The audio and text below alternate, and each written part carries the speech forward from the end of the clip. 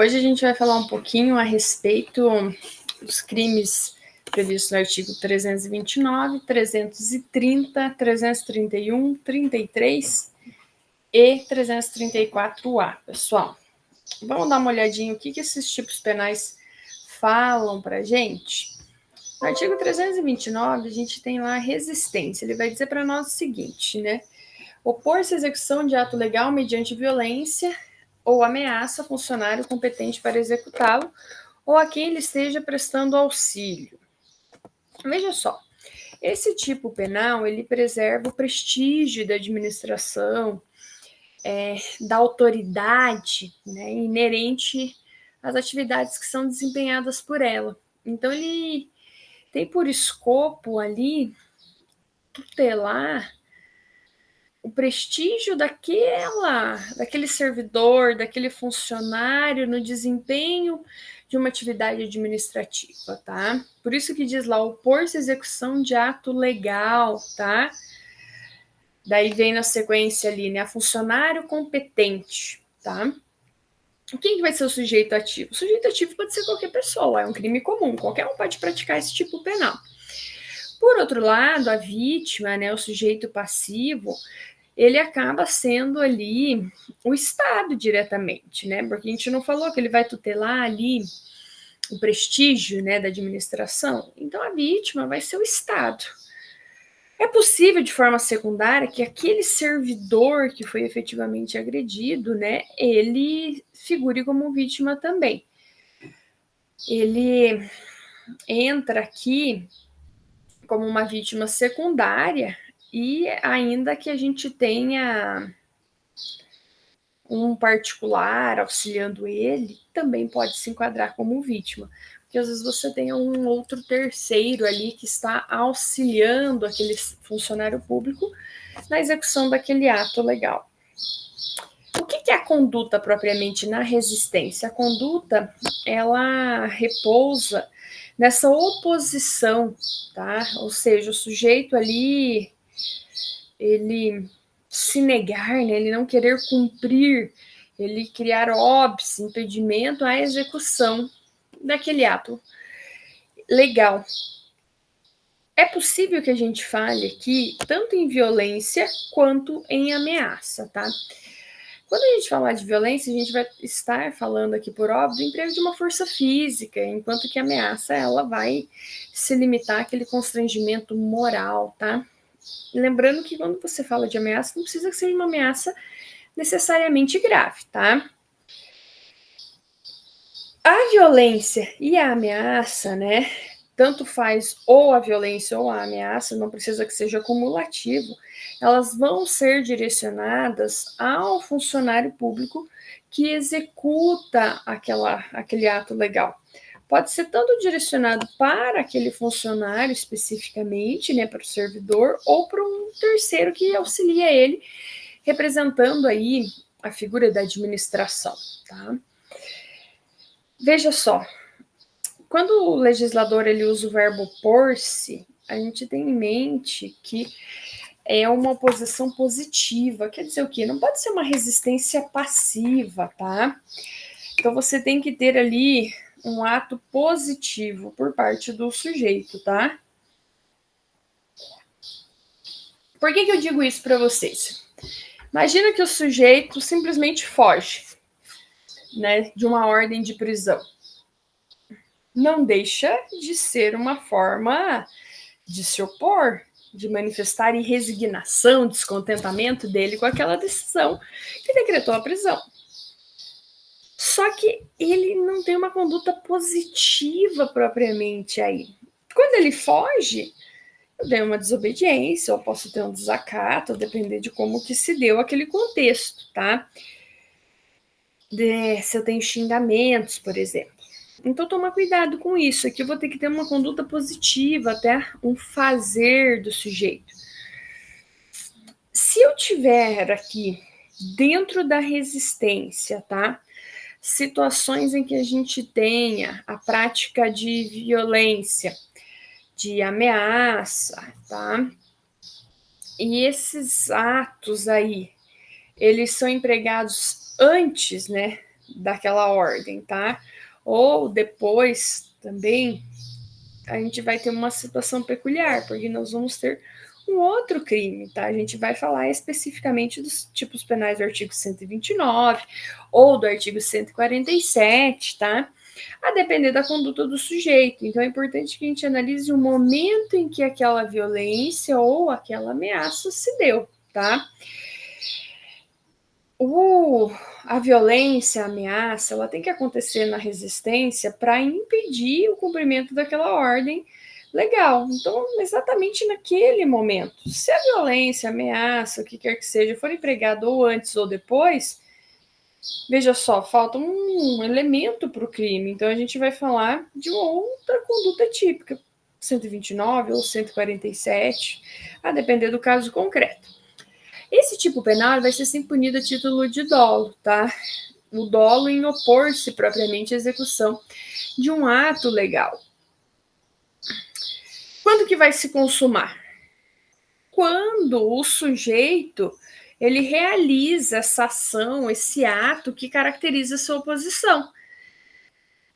Lembrando que pode ser tanto contra o funcionário público, contra um terceiro que esteja auxiliando ele, tá? É importante, por exemplo, que a gente tenha, né, bem destacado no nosso material, que o agente ele não precisa direcionar a ação exclusivamente para o funcionário público. Ele vai direcionar tanto para o funcionário quanto para um eventual terceiro que esteja auxiliando aquele servidor, aquele funcionário na execução do ato. É um crime formal, tá? Então, é importante a gente ter essa anotação também, tá? A gente tem uma figura qualificada, tá? Essa figura qualificada, ela está prevista no parágrafo 1º. E por que ela é uma figura com uma punição mais elevada? Porque se vocês forem observar no tipo penal, aqui o agente, ele não executa o ato. Então é óbvio que a punição ela tem que ser maior. O agente, o servidor público, né, em razão daquela resistência, né, ele não consegue executar o ato. Isso merece uma reprovação maior por parte do Estado. E no parágrafo 2º, diz para nós que as penas são aplicáveis sem prejuízo da violência, tá? Isso é importante também, tá? Não é que a gente esteja falando propriamente de um concurso material de crimes. O fato aqui é que nós temos situações em que o sujeito ele vai responder tanto pelo ato de resistência quanto pela pena da violência. Imagina uma hipótese de lesão corporal ou uma hipótese de homicídio, tá? Nós temos aqui, né, seguindo a lição do Sanches, que o que nos parece mais adequado é nós pensarmos aqui num concurso formal impróprio, porque ele tem uma conduta, né, e acaba atingindo ali 2 ou mais resultados, né? Resistir e a violência, né, da lesão, né, do 129 ou do homicídio, o que quer que seja. Por isso que a gente somaria as penas, tá? E a ação penal ela vai ser pública incondicionada nesse tipo penal aqui, tá? Na sequência, a gente vai ter o artigo 330, tá? O que o artigo 330 traz para nós? O artigo 330, o legislador fala sobre a desobediência, tá? Na desobediência, nós temos ali desobedecer a ordem legal de funcionário público, tá? Aqui você continua preservando o prestígio, a autoridade inerente ali à atividade que o funcionário público desempenha dentro da administração, tá? O sujeito ativo continua sendo qualquer pessoa também, tá? Qualquer pessoa pode ser sujeito ativo aqui. Inclusive, tem alguns autores que discutem, mas o funcionário público também poderia ser. A maior parte da doutrina diz que sim. Por quê? Veja só, ele pode receber uma ordem que não tem nada a ver com as suas funções, tá?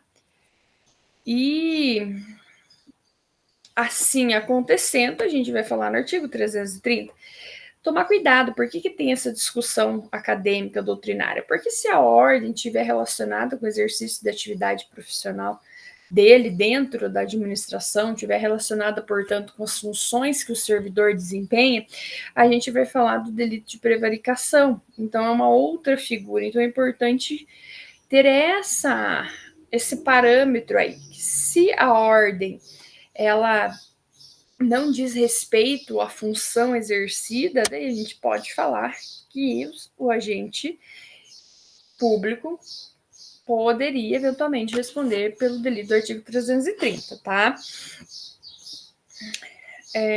Quem que é vítima aqui? A vítima vai ser o Estado, né? Na mesma forma que a gente viu no tipo penal anterior. De modo secundário, aquele funcionário que foi autor ali da ordem desobedecida, né? O Estado e aquele funcionário que emitiu a ordem que não foi cumprida, tá? Então, as duas figuras podem ser consideradas vítimas dentro desse tipo penal. Qual que é a conduta que a gente tem aqui? A conduta aqui, ela vai repousar naquele sujeito que ele descumpre propriamente, né, que ele não atende uma ordem do funcionário público. Ele, como diz alguns autores, né, deliberadamente desobedece, tá? A ordem, ela tem que ser uma ordem legal de um funcionário que tenha competência para emiti-la, tá? Isso é muito importante. O que nós precisamos também, além do funcionário, né, emitir uma ordem? Essa ordem, né, para que seja possível caracterizar o crime, caso de desobediência, de descumprimento, ela precisa ser de forma individualizada. Então, ela tem que ser dirigida a uma pessoa específica, tá? Ela tem que ser ali substancial e formalmente legal. O que isso significa? Que ela é revestida de legalidade, ainda que muitas vezes possa parecer injusta. Não se discute se há essa imagem naquela ordem, tá? E ela também tem que ser emanada de um funcionário competente. Então, um funcionário competente que emita uma ordem, né? Um servidor público funcionário público que emita uma ordem, que ela seja individualizada, que ela seja substancial e formalmente legal. E que não configure uma sanção penal, tá? Em caso do seu não descumprimento, tá?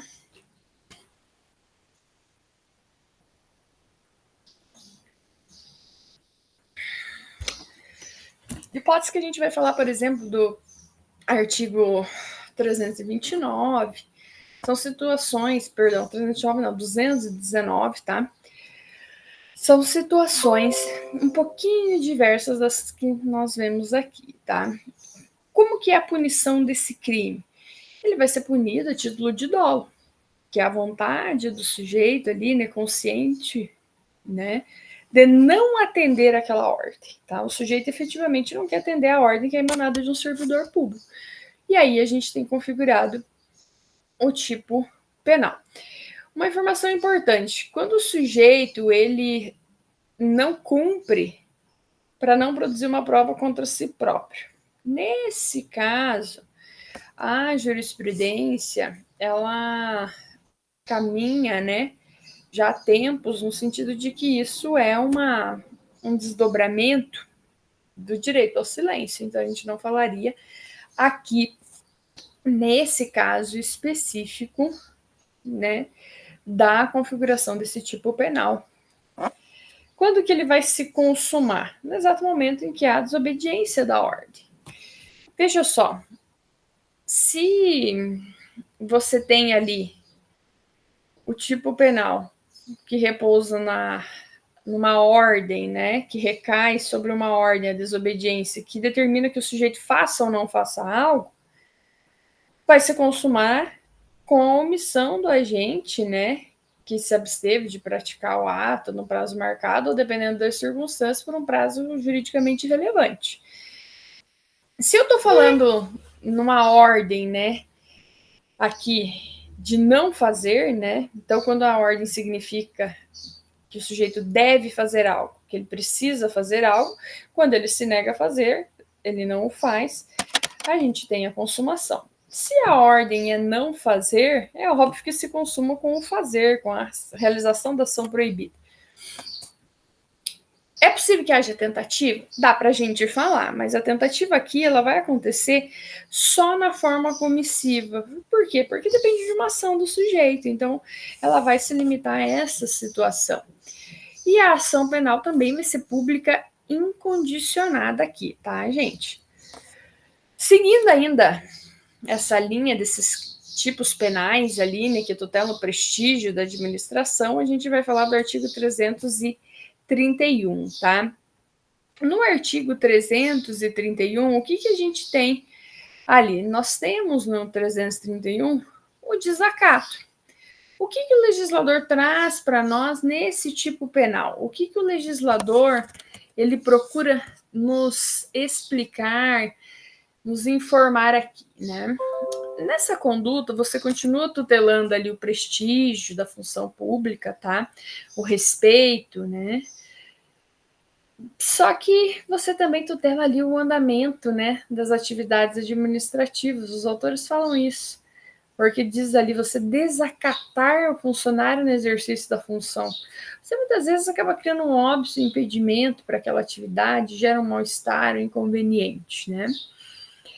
O que é o sujeito ativo aqui? O sujeito ativo é qualquer pessoa. Ele é um crime comum. Então, tem as mesmas discussões que a gente já falou anteriormente, tá? Há a possibilidade ali do funcionário público também ser agente, ser sujeito ativo? É possível, mas a gente tem mais de um posicionamento, autores que defendem que não, tá?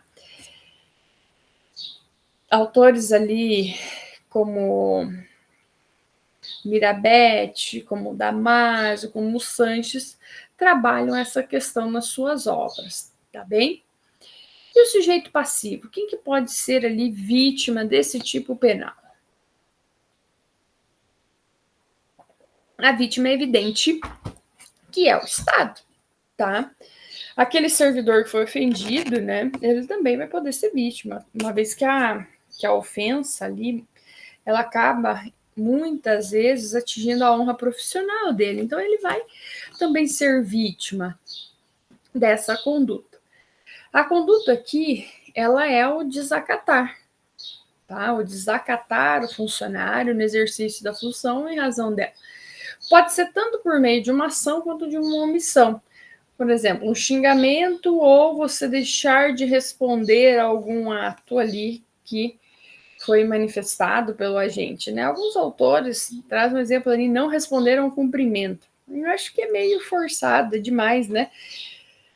O cidadão, ele se vê obrigado a cumprimentar alguém, né? Então, a pessoa não quer, né? Mas, enfim, nós podemos falar tanto de uma conduta de forma comissiva quanto omissiva, tá? Vai ser punido de que forma? A título de dolo, tá? A punição, ela vai ser a título de dolo. Dolo no quê? Em deliberadamente, né? A gente já usou essa expressão agora há pouco. Em desprestigiar a função que é exercida pelo aquele agente. Em desprestigiar a função exercida pelo Estado, ou seja, pelo sujeito passivo. Essa é a discussão aqui para nós, tá? Quando que esse tipo penal ele vai se consumar? No momento que o funcionário público ele toma conhecimento direto do ato ali humilhante, ofensivo. Assim que ele tomou conhecimento, há a consumação da figura típica antijurídica e culpável, tá? Outra situação importante, tá? O agente público ou eventualmente o terceiro, ele precisa se sentir efetivamente menosprezado, efetivamente ali inferiorizado, desprestigiado. A doutrina diz para nós que não, tá? Por quê?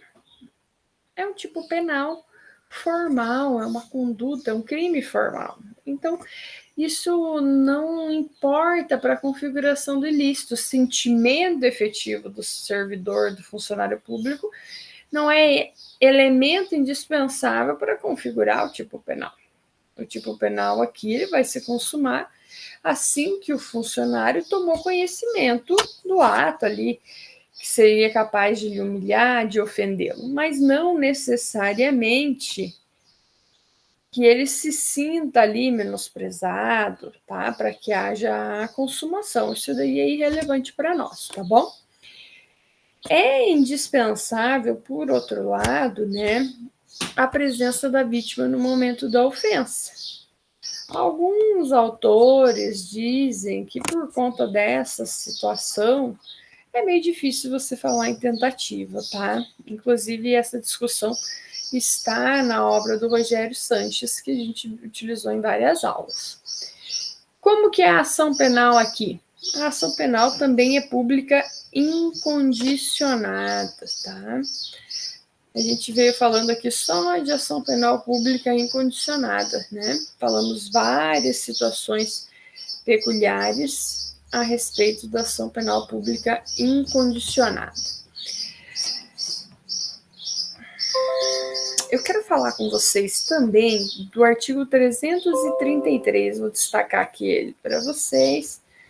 No artigo 333, a gente tem aquilo que a gente chama de corrupção ativa. Aqui o sujeito ele oferece ou promete uma vantagem devida a um funcionário público. Para que ele faz isso? Para determinar que ele faça algo, que ele se omita, ou mesmo que ele retarde de ofício determinado ato, tá? Então, aqui na corrupção ativa, é um pouquinho diferente do que a gente já havia visto ali atrás, né? É um pouquinho diferente no que diz respeito ali à forma propriamente da conduta praticada, tá? Veja só, na corrupção ativa, o que a gente tem aqui para nós? Você tem aqui a probidade da administração sendo protegida, então o tipo penal protege especificamente a probidade administrativa. E quem vai ser sujeito ativo? Qualquer um pode praticar esse tipo penal. Não tem nenhuma limitação. O legislador não falou nada disso para nós. O sujeito passivo, por um lado, vai ser sempre o Estado. Vai ser sempre essa figura estatal. E a conduta? Qual que é a conduta que a gente tem em mente dentro desse tipo penal? Olha, no exato momento que o sujeito ele faz uma promessa, né? Ele oferta ali, de qualquer forma, né? Uma recompensa, né? Para induzir um funcionário público, tanto importa assim se diretamente ou por meio de outra pessoa, né? Praticar um ato, ou então se abster de realizar esse ato, tá? Se isso acontecer, a gente já vai falar do tipo penal de corrupção ativa, tá? Outra situação também importante para nós. Pode ser tanto de forma escrita quanto de forma oral, tá? O sujeito pode mandar um recadinho, quanto ele pode efetivamente falar naquele instante para a vítima, tá? Uma coisa importante, a corrupção ativa, para que ela exista, não precisa ter corrupção passiva. São dois crimes autônomos e bilaterais, tá? Aqui, você não tem... Perdão, são dois crimes autônomos, né? Mas em que a gente não fala ali de bilateralidade. O que eu quero dizer com isso para vocês? Eu não preciso que uma conduta necessariamente importe na outra, tá? Ou seja, a corrupção ativa não depende da passiva para que exista. A passiva não depende da ativa. São tipos penais independentes. Então, essa bilateralidade, né, ela acaba sendo ali dispensável. O Nelson Hungria, ele diz o seguinte, é possível que haja bilateralidade? É possível que a gente se depare com uma conduta que seja tanto corrupção ativa e, ao mesmo tempo, traga ali uma situação, uma hipótese de corrupção passiva. Eu posso ter as duas coexistindo, mas isso não é requisito, isso é importante, tá? Porque senão a gente acaba achando que um crime depende do outro para sua configuração.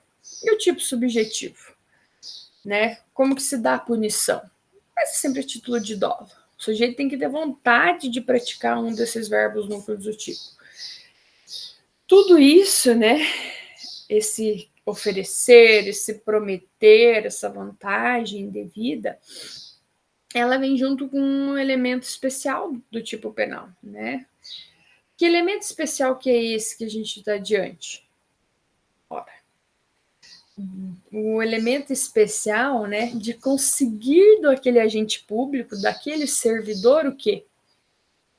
Que ele efetivamente realiza aquela conduta que eu almejo, né, e para a qual o sujeito arca com aquele pagamento, aquela oferta, né, indevida. Ou então a gente pode falar ali na omissão do agente público ou no retardamento de um ato específico de ofício. Então, a finalidade, né, o dolo dele em praticar um dos núcleos é joia, tem que ter dolo em oferecer, em prometer a vantagem. Mas em oferecer e em prometer visando o quê? Que o servidor pratique um ato, ou se omita, ou retarde um ato de ofício. Esses são os elementos subjetivos do injusto, tá?